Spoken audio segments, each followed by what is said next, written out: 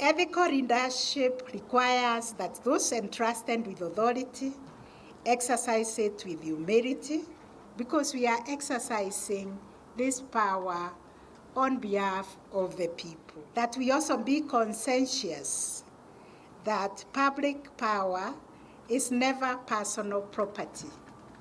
This power comes and goes.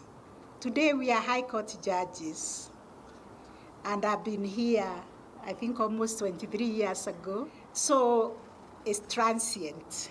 It comes and goes. I'm also about to exit. So what that means is that this is a sacred trust to be discharged solely for the common good.